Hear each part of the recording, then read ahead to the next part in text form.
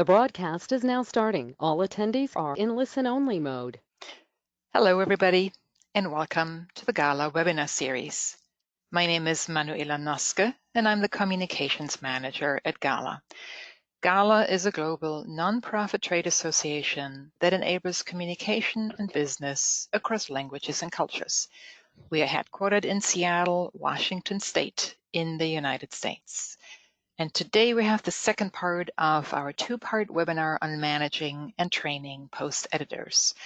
The first part was held earlier this month on the 7th of May, and if you didn't attend, it is available as a recording on our global website. In that first part, we talked about how you can create a common perspective on post-editing between vendors and organizations, and how you manage vendor concerns. We also sent you a survey after that webinar that many of you responded to. Thank you very much for that. That input went into shaping today's sessions, in which we will talk about how to build a training protocol, but also respond to some of the questions that were brought up during the last session or the last webinar. We want to make this session today as interactive as we can, and to that end, Viveta Gene from Intertranslations will first present the findings of the survey and talk about the post-editing protocol, but then we want to open up the floor for questions and a little bit more of a discussion. So let's talk a little bit about how we'll do that. As you know by now, if you've ever attended one of these webinars before, your lines are muted because we need to cut down on any noise. But if you have questions or comments about the post-editing training, that's what we're focusing on today, type them into your chat box. I always keep an eye on what questions come in, and I can relate those to Viveta when she's done with her presentation. But I'm also happy to unmute you and let you speak directly. We can certainly facilitate that. To do that, either type a request into your chat box saying, can you unmute me? I have a question, or raise your hand and go to webinar. You can do that in your UI, and then I will unmute you. Okay, so happy to take questions live today after Viveta is done with the majority of her presentation, to see if we can actually get a good discussion going today in this session. Last of my typical housekeeping items is that we are making a recording of this session as well, and I will upload it by the end of today onto our website. You will receive a link to that recording by email. And just as a refresher, Viveta Gene is the translation and localization industry specialist at Intertranslation in Greece. She has over 15 years of experience as a linguist and vendor manager, and now works as a language solutions specialist. She has an MA in translation and new technologist from the Ionian University, and her main focus and passion is on promoting new trends in the industry where translation skills meet MT technology. That's really what we're talking about today. And MT tools and post-editing techniques are definitely among her key fields of interest. All right, Viveta, I think I'm going to open it up to you now. Okay, thank you very much, Manuela. And it is a great pleasure to be with you again today. Thank you so much for your participation and the time you dedicated for the completion of the surveys. It is highly appreciated. Okay, let's start. So, normally webinars start from the presentation of the topic and end with a Q&A. Today, for this second part, we will follow the opposite itinerary. We will start with feedback and QA, continue with the survey's presentation and analysis, give room for discussion on the results, and we will make the end of this webinar the start of the implementation of a new initiative with the support of all parties, LSPs, SLVs, and universities, the initiative of post-editing training protocol. So first of all, I would like to thank you for your feedback, questions, and suggestions for future webinars. I would like to especially thank Barbara Kurz, terminology consultant and trainer at BIK Terminology, not only for her positive feedback on this webinar, but also for her specific questions, which give me the chance to share with you how these webinars are shaped. My goal is to combine the theoretical part, which is based on studying the valuable work of researchers and academics, with translation industry facts and my own background, experience and insight to reflect the practical aspects in the future of our industry. I understand that we all have the same concerns and trust that if we share and discuss our concerns, we're a step closer to their solution. And I take this opportunity to special thank Clara Zinovart, CAT and IT consultant at DataWorks, for her contribution to this webinar and the survey with her PhD research. And special thanks to Dr. Wilhelmine Sassoni from the Department of Foreign Languages Translation and Interpreting of the Ionian University for sharing with me her priceless feedback regarding the training status, the curriculum, and the concerns of the universities when it comes to post-editing. As a proof of the work done in part 1, you may see here the references I did not have the time to show you. You may also check for them at GALA website by downloading the presentation slides. So let's go and check your questions. There were many of them, but I'm catching the most representative ones. So the first question, do you think that the MTP-based solutions should be different depending on the required quality of the final output, be it high-quality human-level translation or just a light PE? In my previous GALA webinar, From Translation to Post-Editing, light and full post-editing were discussed and presented as two different types of post-editing based on the customer's expectations. There are more MTP-based solutions like a moderate post-editing. MTP-based solutions, in terms of quality, are very convenient for LSPs and customers. However, the ground is not solid for post-editors. My personal view is that we're not mature enough to provide different MTP-based solutions, as long as we're not all aligned in terms of expectations. The second question, I would be very interested in the role of the pre-editor. It seems like in many cases, pre-editor is not considered to be a legitimate part of the content creation process and may be difficult to justify, especially when requested to process a really poor source. The role of the pre-editor is to evaluate if the source text is relevant for pre-editing. A post-editor cannot post-edit a very poor machine translation output and needs to evaluate the empty output before proceeding. The same goes for the pre-editor. A pre-editor cannot pre-edit a very poor source and needs to evaluate it before proceeding. Pre-editors are not authors, but a kind of regulators. They need the permission of the author to work. They speak the language of the machine and know how to translate the source language into a new source language, better understandable by the machine translation engine. Third question, when should we add in the pre-editor and annotator if we are barely doing any MTP work right now? The workflow we presented in the previous webinar is the ideal workflow that would deliver a significant return on investment if we have trained internal staff, trained linguists in the new roles, and trained customers. Experience shows that LSPs not having the volumes, even if they temporarily increase the profitability, they find themselves struggling with the quality due to moderate quality empty output and lack of training for the post-editors to cope with all the localization issues. Fourth question about the matrix of post-editing. What is it and how does it work? Once quality estimation works like phases, will this matrix be the new widely accepted grid? Okay, this is a more deep and technical question. I hope you all understand. At the moment, the matrix regarding the post-editing is applied after the completion of the linguistic task. Most implementations use a modified appliance of editing distance between the machine-translated and post-edited state of text.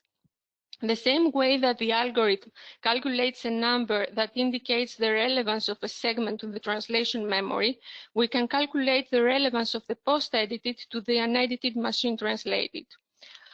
Of course, if such a model of weighted word payment is agreed, the compensation of the linguist is adjusted, usually to the price of translation fee following the revision model.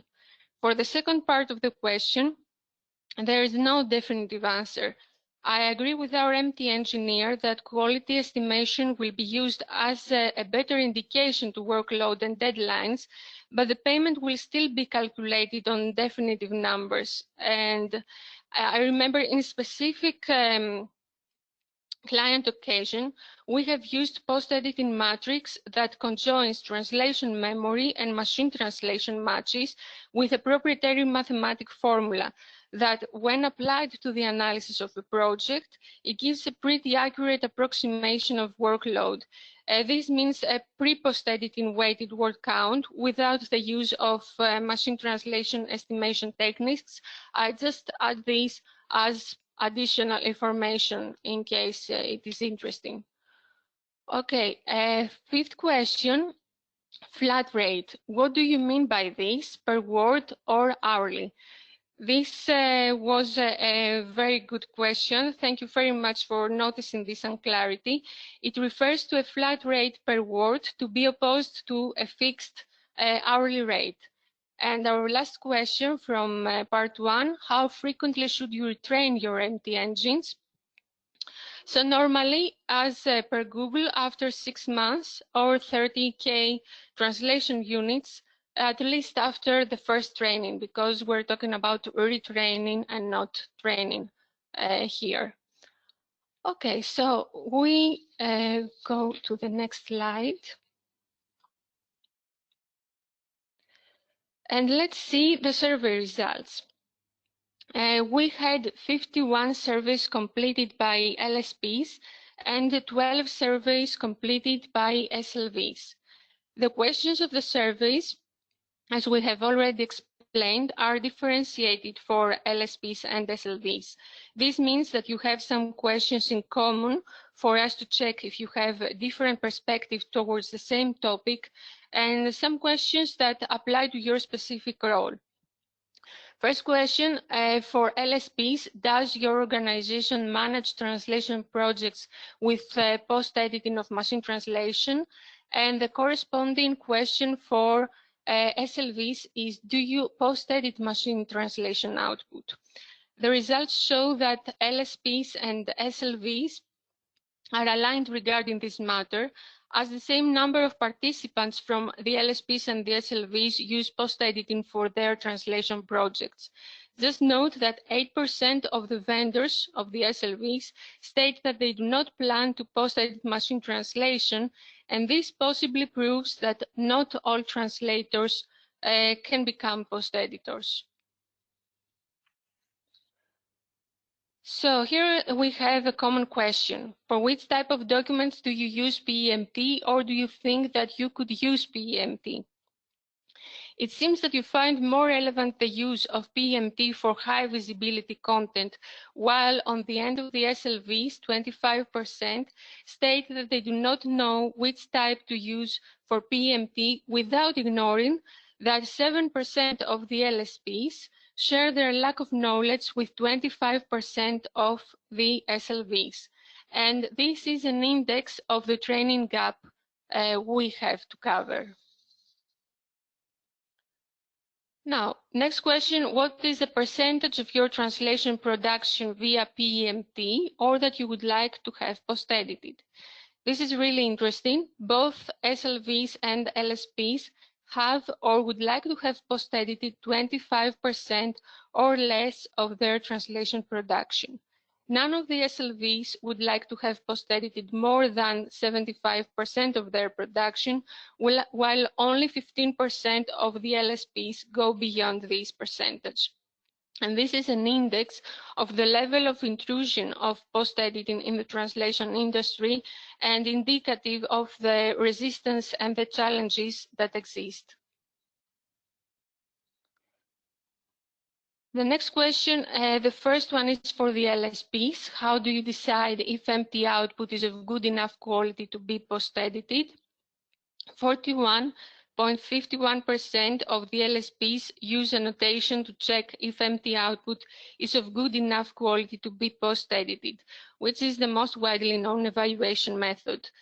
And the question for SLVs on this slide is different. In one short phrase, how would you describe the role of the post-editor? 75% consider the role of the translator and the post-editor completely different. 8.33% consider the post-editor a downgraded model of the translator, and 16.67% an upgraded model of the translator, but in no case a competitor. So it's up to you to understand what is going on with that.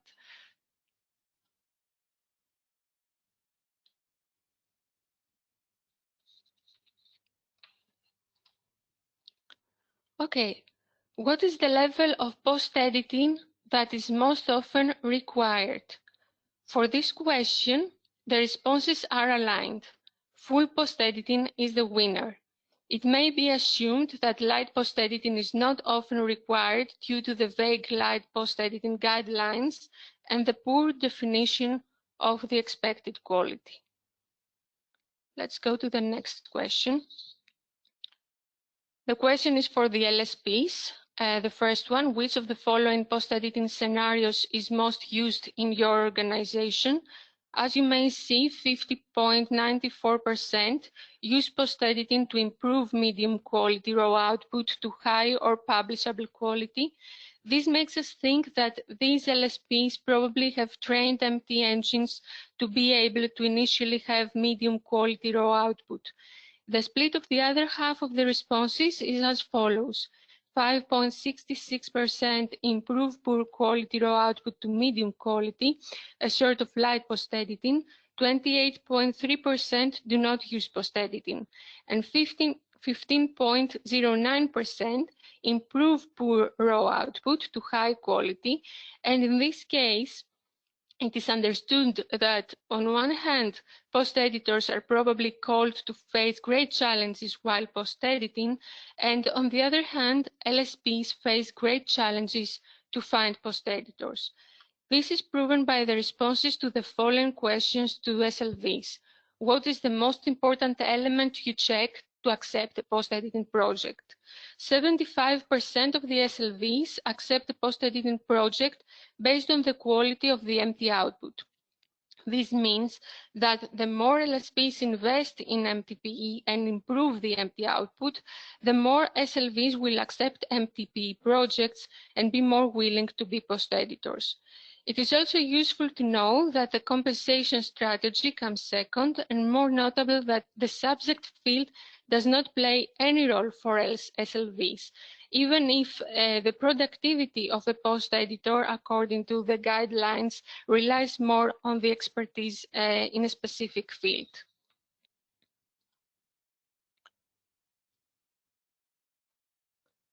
So, as you may see on this slide, 64.15% of the LSPs leverage their assets, TMs, and glossaries to tune an empty engine, and 30% do not use them, which is correlated to the 27.27% of the SLVs who state that in most of the cases would have preferred to translate from scratch rather than post-edit.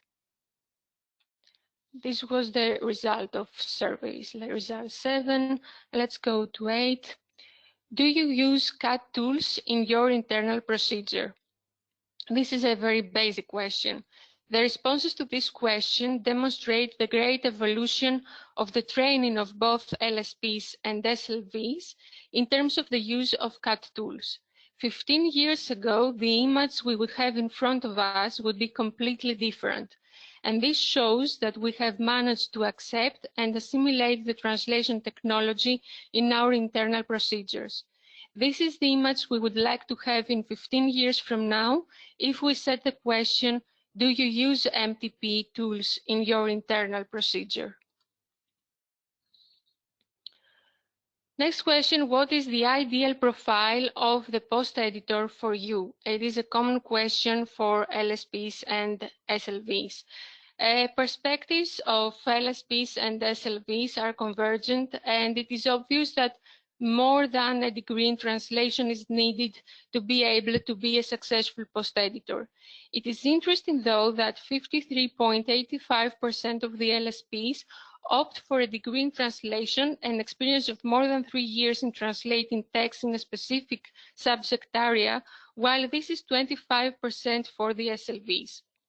And here we can clearly see that SLVs consider the roles of the translator and post-editor two completely different roles, while LSPs consider that a translator can be a post-editor without further training, which as a result may mean that they may sometimes force translators to become post-editors. Now, here we have one common question, two common questions combined. Prioritize the skills of post editors in terms of importance using the ranking of 1 to 3, and prioritize the following elements of the post editing service in terms of importance using the ranking of 1 to 3.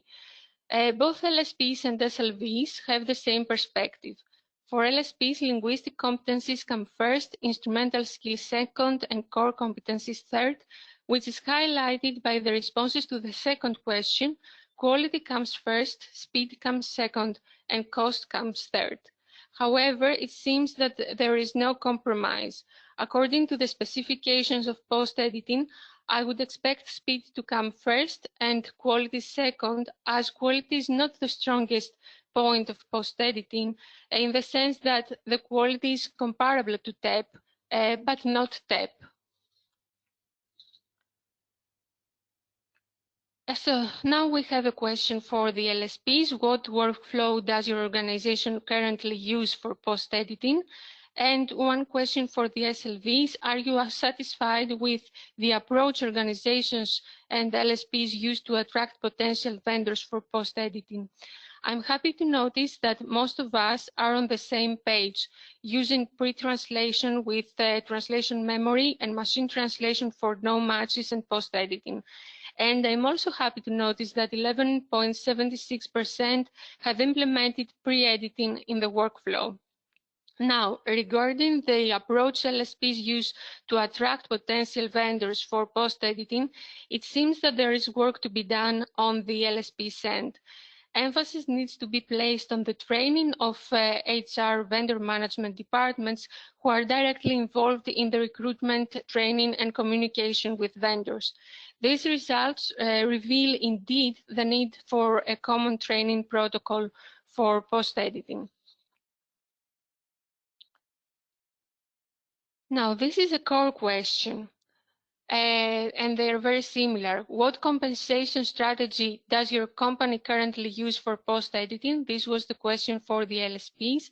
And the corresponding question for the SLVs was, what compensation do you currently accept and find fair for post-editing? There is a variety in the responses of LSPs.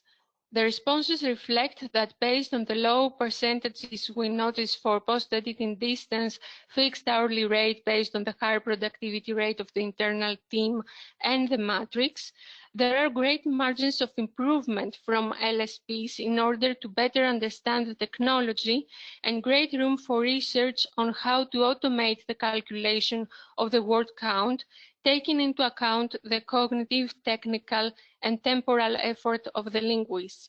Recalculating the weighted word count is also a challenge. For the moment, most of us stay on the safe side using the flat word rate and the fixed hourly rate, and this is correlated with the training of SLVs. Flat word rate and hourly rate are better understood and can be more easily communicated to linguists than more immature and not transparent for now methods of calculation. A question for LSPs now. What are the post-editing management challenges on a scale from 1 to 5? For LSPs, it seems that all of the challenges mentioned are equally important, which reflects the work that needs to be done and the investment in time, effort, communication, research, and training on the end of the LSPs. SLV's responses to the question, what are the post-editor challenges on a scale from 1 to 5, validate the feedback of LSPs, prioritizing the lack of training, the lack of post-editing skills, with most important the ambiguity of post-editing tasks guidelines, which again triggers thoughts to build a common post-editing training protocol.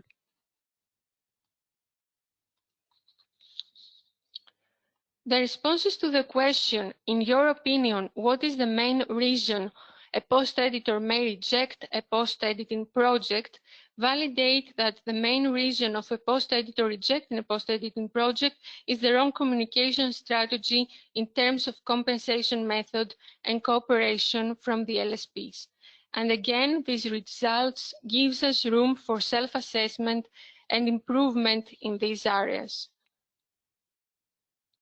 Now, questions 16 to 20 were focused on training. What are the main management challenges encountered while recruiting post-editors on a scale from 1 to 5? This was for LSPs. For LSPs, the lack of trained post-editors and the lack of resources willing to post-edit or be trained for post-editing come first, talking about recruiting challenges. And this combined with the responses to the question of SLVs, do you receive training in MTP from LSPs or another organization, seems to reveal on one hand that either training is not provided by LSPs, or on the other hand, when provided, this is not sufficient for SLVs to perform successfully the task. Your responses to the next question, what are the criteria that you take into consideration when hiring a post-editor on a scale from 1 to 6, reveal what are the priorities for the LSPs while recruiting. You may see that skills competencies come first and attitude towards MTP comes second, which shows that the skills are a prerequisite and probably there is somewhere hidden the hope of the vendor manager to convince the linguist to undertake a post-editing task, even if his or her attitude towards MTP is not that positive. On the other hand, half of the SLVs believe that the training received is comprehensive and concise to meet the expectations of LSPs in terms of speed and quality. 28.57% believe that training does not meet expectations, and 14.29% state that no training is offered, which again highlights the need to have in place a common training protocol. So the next question is, do you provide training in MTP to the linguists you are working with? This is for LSPs. And for SLVs, what are the main challenges encountered when receiving training from an LSP organization on a scale from 1 to 5? On this slide, you notice that 51.11% of the LSPs provide training, and this strengthens the feedback of the SLVs we checked on the previous slide. Regarding the challenges SLVs encounter when receiving training from an LSP, they state the gray areas in the description and practice of full post-editing and light post-editing, the lack of detailing guidelines, and the exaggerated productivity models as the most important.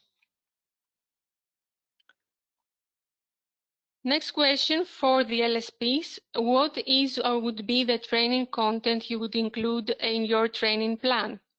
We understand that post-editing techniques, practical post-editing exercises, post-editing risks, post-editing attitude, and post-editing levels are prioritized for LSPs. This would be the top 5 if we launched a training protocol, and the purpose is not to reproduce guidelines for post-editing that already exist.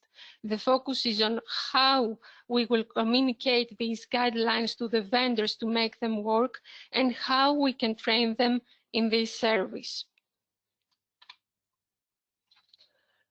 For SLVs, the question is, what are the main challenges encountered when receiving training for an LSP organization on a scale from 1 to 5?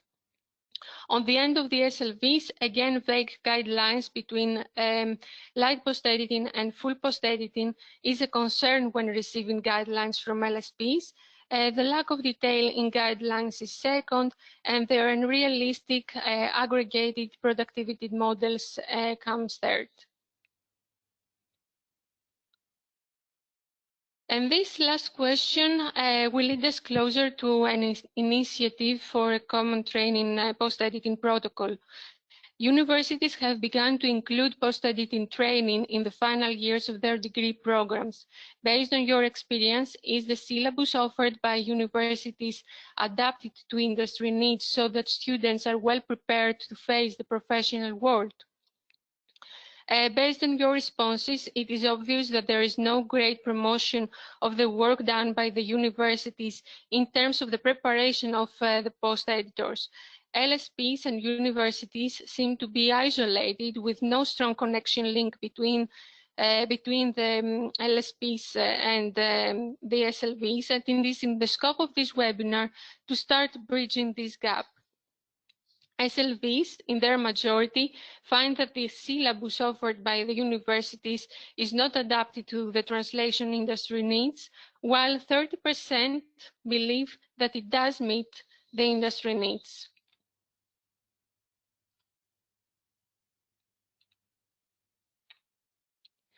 So let's see now how the survey's results may be combined with our effort to build a training protocol.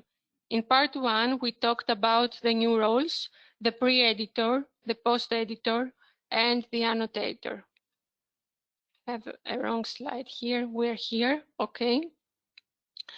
And we analyzed their skills and competencies. I will not go into detail, as I think that this is clear to all of us, and we talked about it in part 1, but you will have the time to read this after the recording if you wish, and take more notes.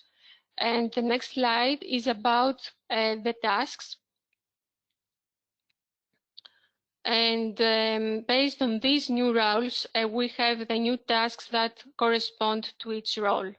So even here, you can check some of them. Based on the roles and the tasks, we have the new approach on which we can build a training protocol. You can see that vendors need to understand the specific quality of machine translation, look at samples of representative output, calculate their own specific productivity per words and per hour, and understand if empty output can be improved. LSPs need to communicate business opportunities, leave the service decision-making to vendors, provide training to all LSP departments, explain the compensation strategy to vendors, be aware of both automatic and human assessment metrics, share examples of machine translation for each account and project, establish a threshold limit for compensation based on a productivity calculation on actual output from MT, determine MT competence of the agency, err on the side of overcompensation than undercompensation, retrain the engine frequently so edits get easier. Education institutions already consider or need to consider a separate discipline for post-editing at the postgraduate or graduate level, promote the new roles, cooperate with LSPs to recruit volunteer candidates for surveys, tests, to promote research, and cover theoretical and practical aspects of post-editing. So for the moment, we have available these post-editing training resources to base a training protocol on in alphabetical order, not to be considered that one is better than the other.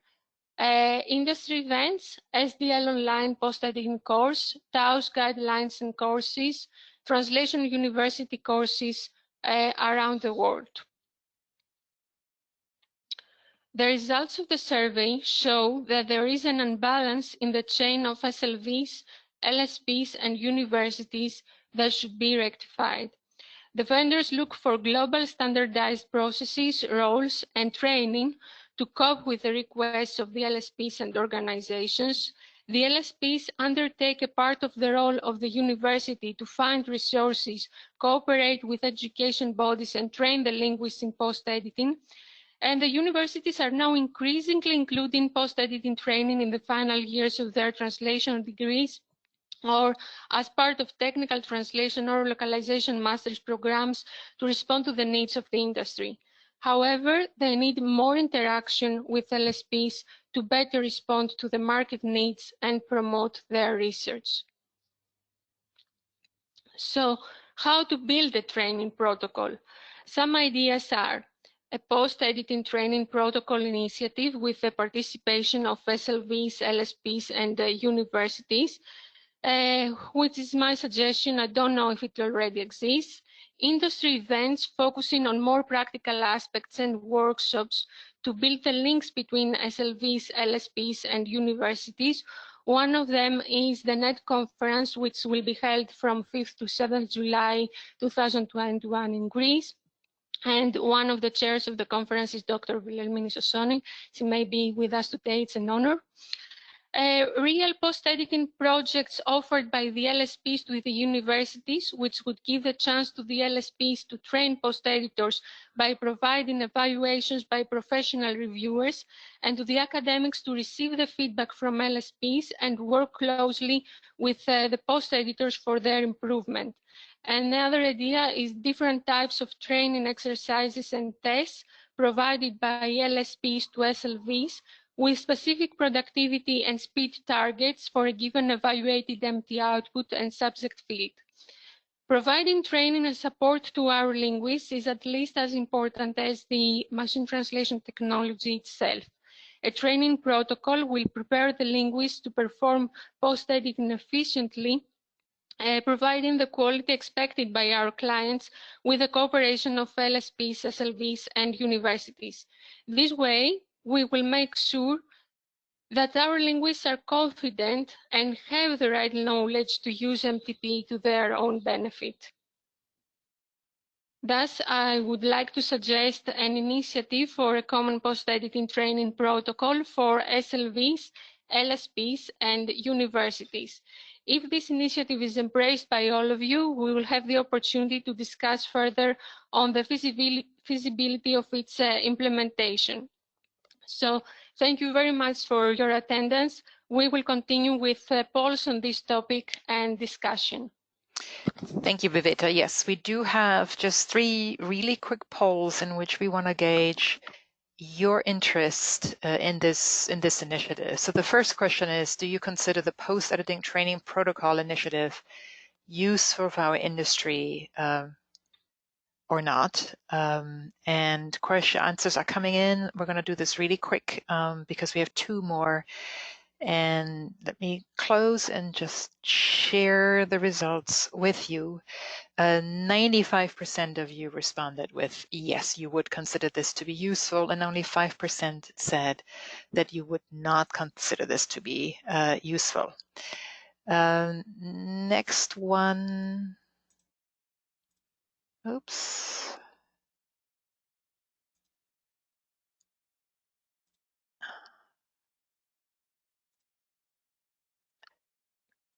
I'm launching right now. Would you be interested in participating in this initiative?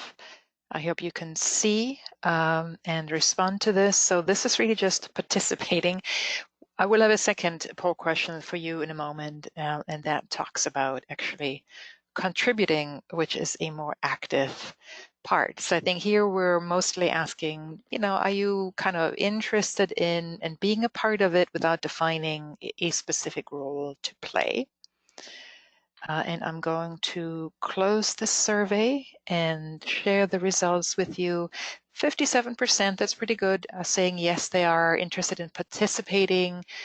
14% are saying no, and 30% are giving themselves an out and saying maybe, which is perfectly fine. And now comes the last question,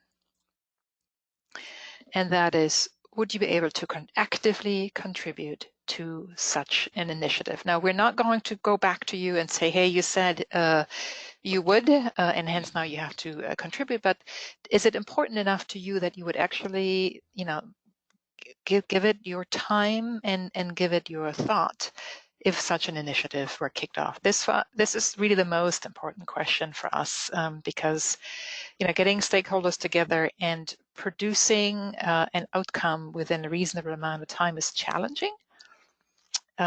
So we'd like to kind of gauge at least what this audience thinks. And I'm going to close it and share the results with you. And that is 33. So a third of you are saying, yes, you would be interested in actively contributing to this. 48, so almost half, are saying just maybe, and 19% are saying no. Thank you so much for responding to these questions and for the polls. Viveta, I see. So we're at the part now where we would like to open the floor for discussion or question. And we have one question lined up here. And that came from, I'm going to call on you now individually, Dragos.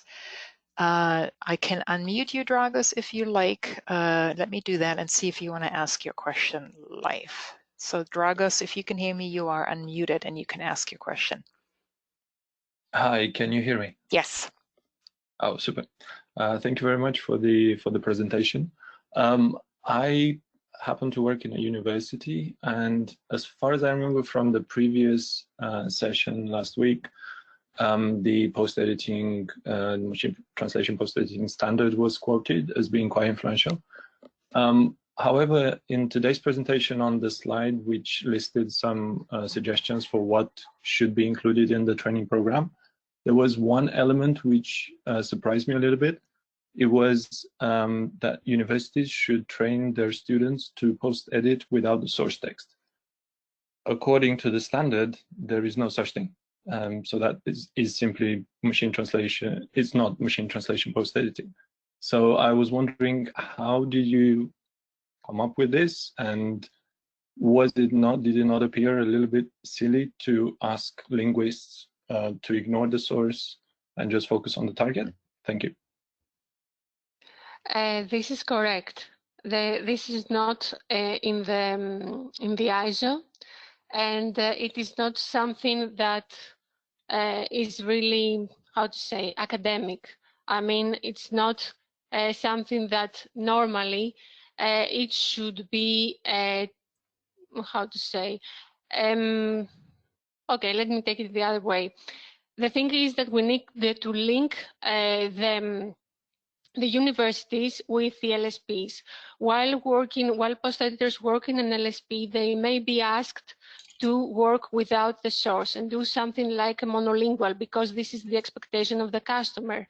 And this is because we take advantage of this technology.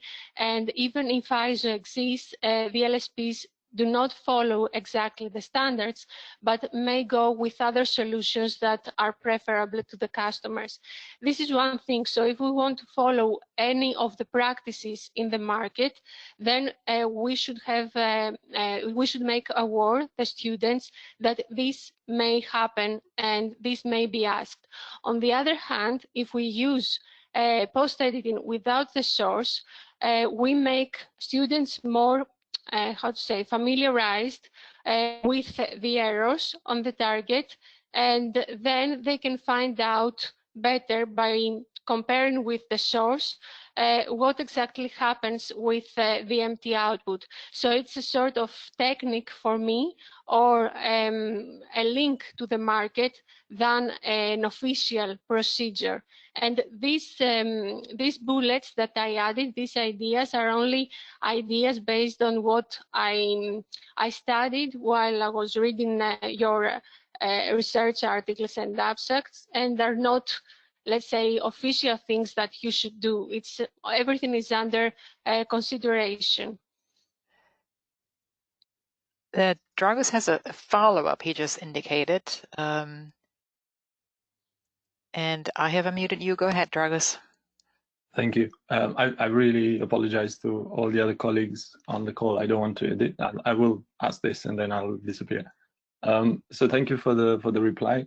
Two reactions. One of them, I was thinking that, yes, of course, clients who sometimes at least, they don't really know much about how language and translation works. They will come up with a serious request. So, you know, if they're going to ask for low rates for reviewing, essentially, because that's what it is, it's not post-editing, then I hope that the LSPs are feeling strong enough to actually do a bit of client education, because, and the second remark is this: if you are giving students monolingual output from a machine translation engine to review, they might pick up on fluency errors, but as you know from neuro-machine translation, the number of fluency errors is declining anyway.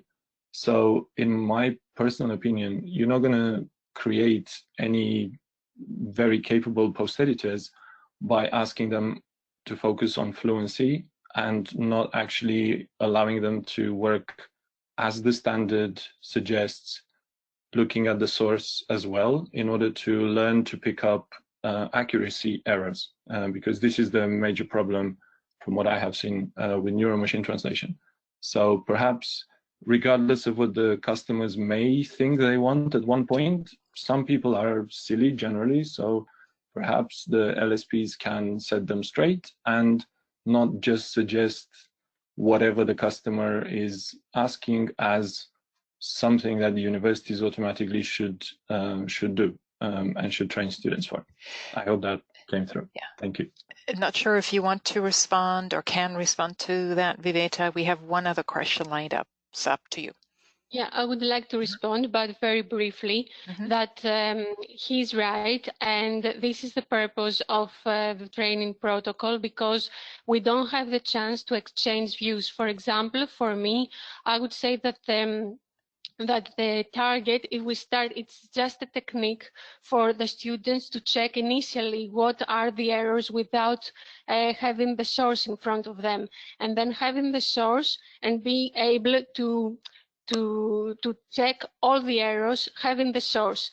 So if this is not acceptable by the academics, it's okay. And it's the only important thing here is to exchange views, because we all have views from the LSPs.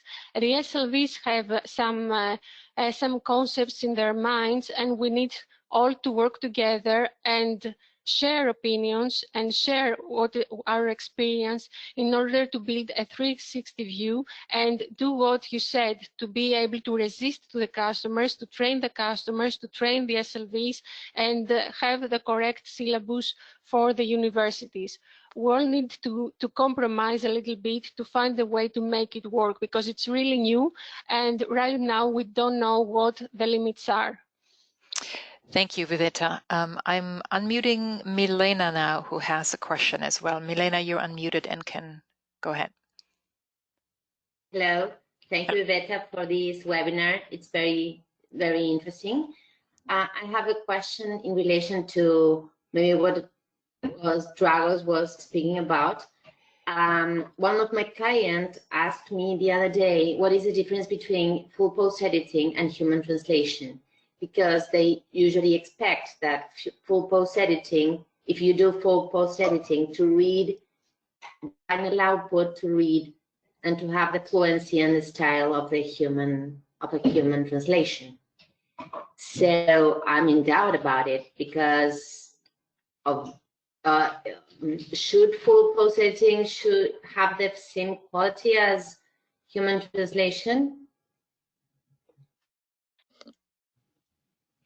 Exactly. This is the problem with full post editing and human translation. Full post editing is comparable to TEP, and this is according to the ISO. However, when we say comparable to TEP, there is something missing there that does not make it equal to TEP. So this is very difficult to be defined to the end customers, and they need a lot of training because they're not linguists to understand that what is preferential, what is not preferential, what syntax, that syntax will be closer to the source, and sometimes it's going to be more how to say, it's going to be more creative, more freely translated. Okay, so this is the difficult part, and this is what we would like to explore, how to make this, how to make our customers being trained, because it's difficult to explain, it's true. And I encounter this all the time. We say it's going to be full post-editing. This is the experience with our customers. And then they start looking for nuances of words, of phrases. They want more and more and more. And then it starts becoming more than tap and revision, for example. It is another level. So in this case, it seems that we have failed and that we have not trained the customer. This is my experience so far. I don't know if I covered. Yes, I was thinking about style and fluency and readability issues. I think this is the main difference at this point between full post editing and human translation. And it is the most difficult mistake to avoid and the most difficult type of concept to explain to the end client, I think. I don't know if you agree with it. Yes, but the only thing is that as LSPs, when we approach an end customer in order to be able to promote this service, we count more on the cost. And they say, okay, this is cheaper, so I'm going to take it cheap and then add for more.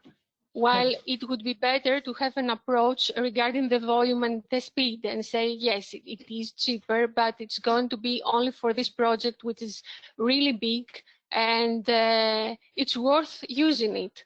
Otherwise, if it is not a collaborative approach, then they're not going to understand, and they will have different expectations. Everything is related to the cost, so we should not link it to the cost as much, because some of us are salespersons. We should link it more to the speed and to the time that they will save if this is their need, and cost comes second. So for me, in order to train the customers, it would be speed first, then quality, and then cost. Thank you. Thanks, Viveta. Those were the questions that we had lined up here live. We have time for maybe just one more quick one if anybody has anything. Give me a signal. Otherwise, we are going to end it. I don't see any other hands getting raised. One more check. All right. Okay, it looks like we covered it today. So I'll go into sort of the final phase of this webinar, and that is a huge thank you to Viveta for creating the survey, but also, incorporating your answers and analyzing and digesting them in a really very short amount of time, to me, only a week and a half. Thank you for agreeing to do that. It was fantastic to be able to get feedback and really talk to the people who've given it in another live event. Thank you to all of you who have asked questions in the first webinar that we were able to respond to today, but also to those of you who have actually taken the survey and provided us with that info, and to folks today who actively participate, which is really what we want to see in these webinars. With that, I am going to remind you that we have a little survey that always pops up automatically just about how did you like the event, the content, and so on. If you could take that, we would really appreciate it, because it helps us shape our webinar program. And if there's any more information coming out about this post-editing training protocol initiative, we will be sure to inform you. You can find the recording later on today on our website, along with the slides that we looked at today. So thank you very much, and I wish you a good evening for you, Viveta, and many of you calling in from Greece, and a good day for folks who are calling in from the United States. Bye-bye. Thank you very much. Bye-bye. Bye.